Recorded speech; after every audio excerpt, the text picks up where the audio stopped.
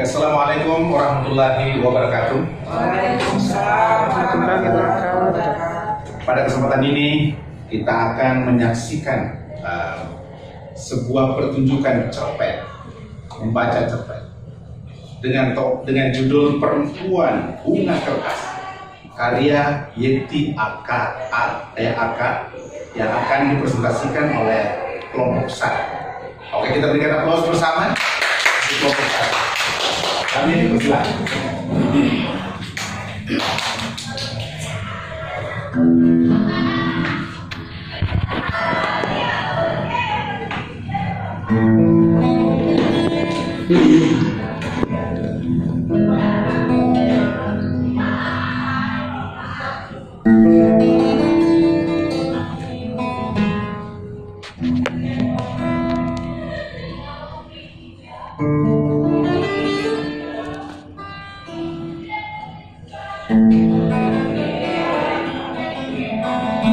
Sebuah persembahan cerpen dari Yeti Aka yang berjudul Perempuan Bunga Kertas.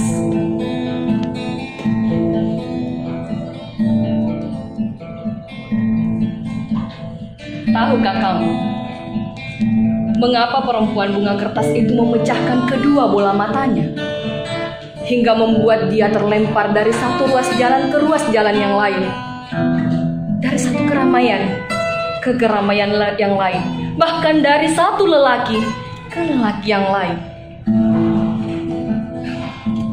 Akan saya ceritakan segalanya tentang dia, agar kau dan semua orang yang setidaknya pernah bertemu dan mengingat wajah penuh bekas luka bakar itu tidak perlu salah sangka, lantas menghakiminya dengan penuh rasa menyebalkan sekaligus perempuan jalan yang suka mencuri lagi dari genggaman perempuan lain.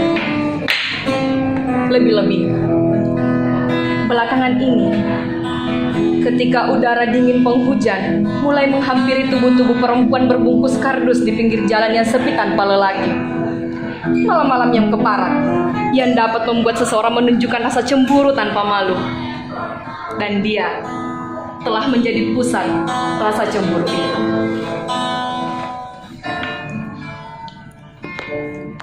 Perempuan bunga kertas, panggil saja dia demikian, meskipun tentu saja itu bukan nama sebenarnya. Segala sesuatu dalam diri dia memang hampir sepenuhnya palsu setelah suatu tragedi meliputi seluruh hidupnya. Dalam kepalsuan itulah dia menyembunyikan diri dalam kotak teka-teki. Kepalsuan yang justru dinilai oleh banyak perempuan sungguh genit dan menyedihkan. Sebaliknya, bagi banyak lelaki kepalsuan itu serupa rimba gelap yang tengah menanti untuk ditualangi. Sebelumnya, dia pernah tumbuh sebagai gadis kecil jelita. Rambutnya yang sepinggang sering dia kuncir dua. Dia suka menyelipkan bunga kertas merah muda di ikatan rambutnya itu. Sore-sore, dia suka sekali membaca komik, entah komik apa, di bawah pohon akasia sambil melihat anak lelaki main sepak bola di lapangan. Kira-kira 100 meter dari rumah. Lalu anak lelaki yang kebetulan menoleh ke arahnya akan bersuit kecil diikuti anak lelaki lain. Ya, layaknya kebanyakan gadis kecil yang baru memasuki masa pubertasnya. Dia sering terbentuk malu-malu, bahkan terkadang berlari ke dalam rumah karena salah tingkah. Salah satu anak lelaki yang menggoda itu ialah teman kelasnya, dan diam-diam dia menyukai lelaki itu. Itulah rahasia gadis kecil yang dia simpan sendiri saja. Apalagi mamanya sering bilang, "Jangan centil nak, kamu sekolah saja, tidak perlu macam-macam." Dia pasti mengangguk dan berkata, "Iya," mendengar nasihat mamanya. Hanya saja siapapun pasti bisa membaca warna-warni di wajah tempem itu. Betapa tidak, warna cerita begitu sempurna bertengger di sana. sesuatu yang tidak bisa dia tolak atau dia hindari.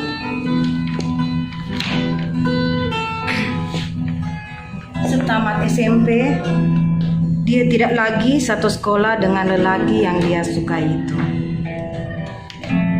Namun lelaki itu masih sering main sepak bola di dekat rumahnya. Mereka sering bertatapan saat ada kesempatan. Misalnya, ketika sesekali bola terlempar ke arah rumah gadis kecil jelita. Dan kebetulan lelaki yang dia sukai mengejar bola itu. Atau ketika teman-teman lelaki yang dia sukai sengaja mengganggunya dengan suitan kecil dan membuat lelaki itu punya peluang untuk turut menggoda.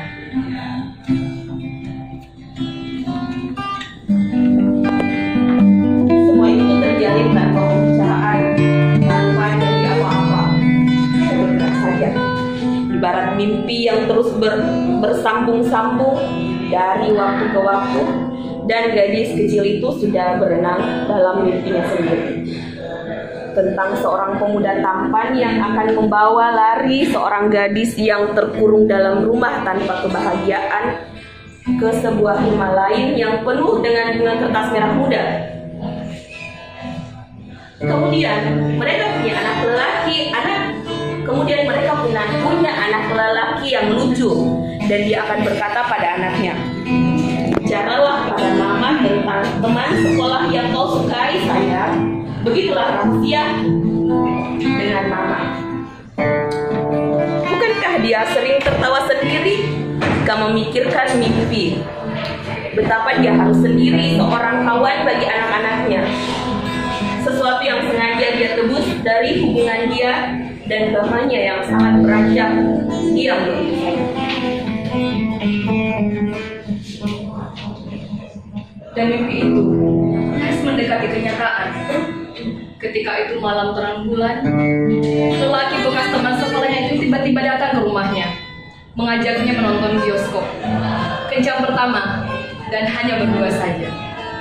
Kebetulan pula, mamanya tidak berada di rumah. Belum pulang kerja. Mamanya kerja di sebuah kafe, pergi sore hari dan biasa pulang tengah malam, bahkan hampir subuh.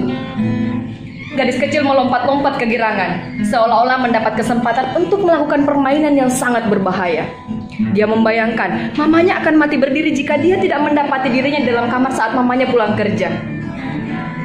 Agar suasana lebih dramatis, karena ini adalah pengkhianatan pertama kali pada mamanya, dan barangkali setelah ini mereka tidak akan bertemu lagi.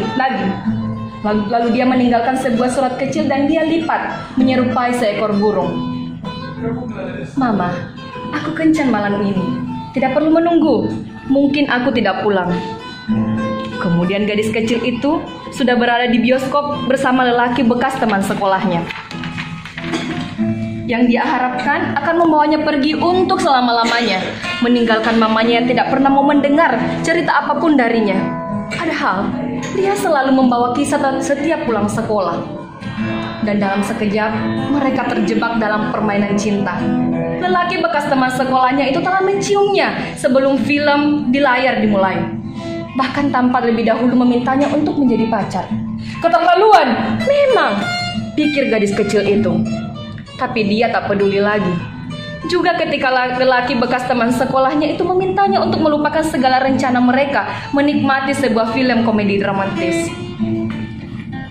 Saat mereka keluar gedung bioskop, gadis kecil bertanya dengan penasaran, "Apakah aku jadi pacarmu?"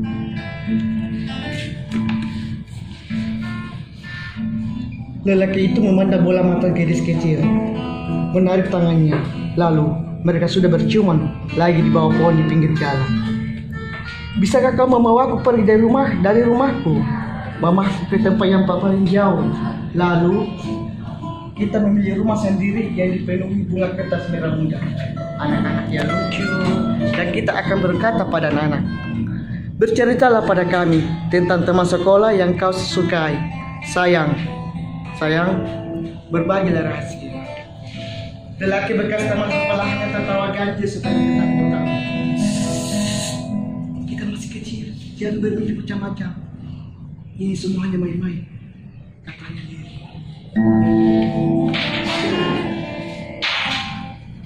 Gadis kecil menangis sedih. Dia merasa tertipu. Di bawah pohon mereka berpisah. Tentu pula lelaki bekas teman sekolahnya itu berlalu tanpa memintanya jadi pacar dan membawanya pergi. Atau paling tidak mengantarnya pulang ke rumah lalu membuat janji kencan nonton bioskop lagi pekan depan. Akhir yang mengerikan. Karena itu artinya dia harus kembali ke rumah lalu menemukan mata mamanya sembab dan merah-merah yang sangat dia takuti setiap kali mamanya marah. Dan tidak akan sembuh secara cepat dengan hanya mendengar kata maaf darinya. Atau lebih dari itu. Mungkin saja mamanya telah mengganggu dengan pisau atau gunting di kedua belah tangannya. Sementara tidak ada seorang yang akan menolongnya. Membayangkan semua itu, gadis kecil menggigit bibirnya kuat-kuat sambil melangkah pelan, meninggalkan pohon dan lama-lama tampak menakutkan.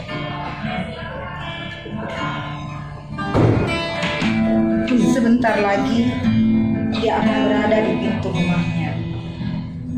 Dia tahu mamahnya sudah pulang. Dia hanya terlambat beberapa menit dari mamanya. Itu dia ketahui dari lampu depan ruang yang belum sempat dinyalakan.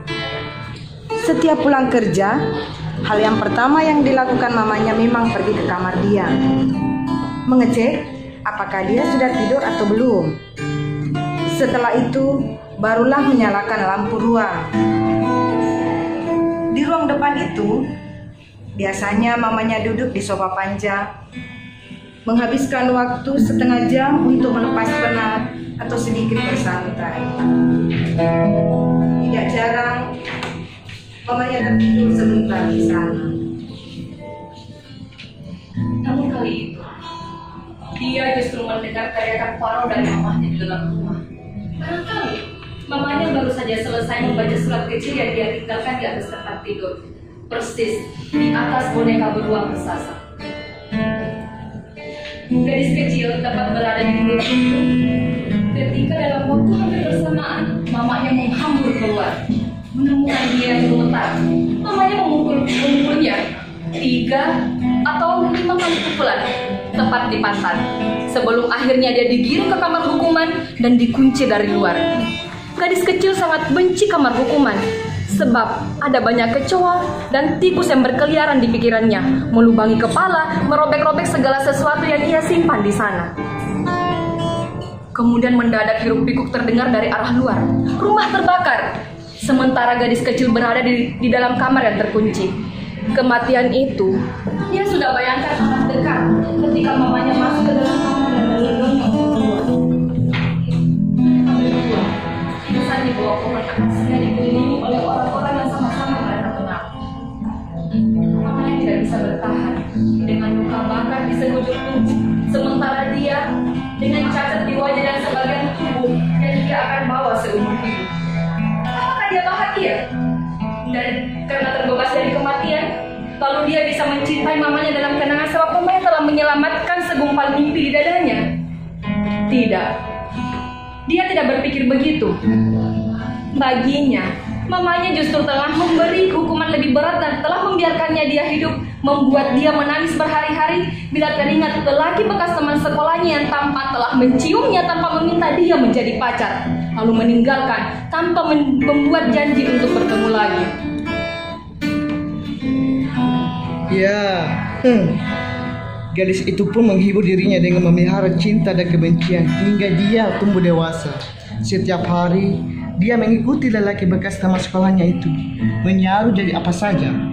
Kadang dia datang sebagai seikat bunga Kamboja, kadang sebagai daun-daun yang bertebaran di kala badai.